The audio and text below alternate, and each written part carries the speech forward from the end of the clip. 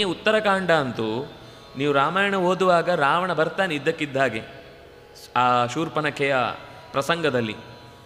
ಅದು ಬಿಟ್ಟರೆ ಉಲ್ಲೇಖ ಬರುತ್ತೆ, ಬಂದು ಹೋಗಿದ್ದಾನೆ ಸೀತೆಯನ್ನು ವರಿಸ್ಲಿಕ್ಕೋಸ್ಕರ, ಧನುಸ್ಸನ್ನು ಎತ್ತಲಿಕ್ಕೆ ಬಂದು ಹೋಗಿದ್ದಾನೆ ಅಂತ ಒಂದು ಸುದ್ದಿ ಬರುತ್ತೆ. ಬಿಟ್ಟರೆ ಅವನು ಯಾರು, ಎಲ್ಲಿಂದ ಬಂದ, ರಾವಣೇಶ್ವರ ಬಿಟ್ಟರೆ ಅವನ ಪೂರ್ವದ ಇತಿಹಾಸ ಏನೂ ಗೊತ್ತಿಲ್ಲ. ಪೂರ್ತಿ ಬ್ಲ್ಯಾಂಕ್, ಕೇವಲ ಇಂಟ್ರಡಕ್ಷನ್ ಆಗಿದೆ ಅಷ್ಟೇ. ಅವನು ಬಂದು ಹೋಗಿದ್ದಾನೆ, ಅವನೊಬ್ಬ ಇದ್ದಾನೆ ಅಂತ ಗೊತ್ತಾಗುತ್ತಷ್ಟೇ.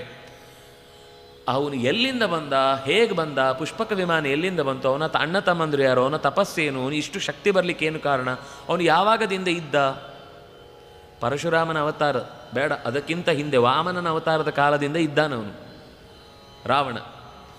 ವಾಮನನ ಪಾತಾಳಕ್ಕೆ ಹೋಗಿ ಬಲಿಯನ್ನು ಗೆಲ್ಲಬೇಕು ಅಂತ ಪ್ರಯತ್ನಪಟ್ಟು ವಾಮನನ ಹೆಬ್ಬೆರಳಿನ ತುದಿಯಿಂದ ಪೆಟ್ಟು ತಿಂದು, ಅಂದರೆ ವಧೆ ತಿಂದು, ಮತ್ತೆ ಆ ದಿಕ್ಕಿಗೆ ತಲೆನೇ ಹಾಕುವುದಿಲ್ಲ ಅಂತ ಓಡಿ ಹೋದವ. ಇದು ಮೊದಲನೇ ಪ್ರಸಂಗ. ಇದೆಲ್ಲ ಉತ್ತರಕಾಂಡದಲ್ಲಿ ಬರುವುದು. ಎರಡನೇ ಪ್ರಸಂಗ, ಕಾರ್ತವೀರ್ಯಾರ್ಜುನ ಕೈಯಲ್ಲಿ ಸೋಲ್ತಾನೆ.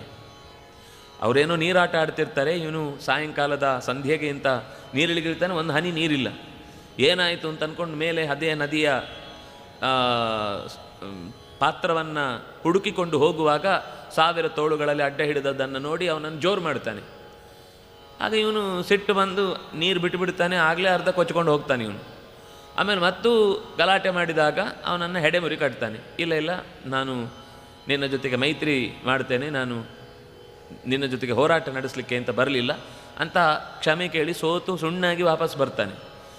ಮೂರನೇ ಪ್ರಸಂಗ, ವಾಲಿಯ ಕೈಯಲ್ಲಿ ಅವನನ್ನು ಗೆಲ್ಲಬೇಕು, ಕಿಷ್ಕಿಂಧೆಯನ್ನು ಸೋಲಿಸಬೇಕು ಅಂತ ಬಂದಾಗ, ಸಂಧ್ಯಾ ಕಾಲದಲ್ಲಿ ಅರ್ಘ್ಯ ಕೊಡುವಾಗ ಹಿಂದಿನಿಂದ ಅವನನ್ನು ಅಟ್ಯಾಕ್ ಮಾಡಲಿಕ್ಕೆ ಬಂದಾಗ ಬಾಲದಲ್ಲೇ ಅವನನ್ನು ಸುತ್ತಿ ಕಂಕಳಲ್ಲಿ ಇಟ್ಕೊಂಡು ಮುಗಿದ ಮೇಲೆ ಕೆಳಗಿಳಿಸಿ ಏನು ಅಂತ ಕೇಳಿದರೆ, ಇಲ್ಲ ನನ್ನ ಜೊತೆಗಿನ ಸಂಬಂಧ ಹೆಣ್ಣು ಹೊನ್ನು ಮಣ್ಣು, ಇದು ಮೂರಕ್ಕೂ ನಾವು ಸಮಾನ ಹಕ್ಕುದಾರರು.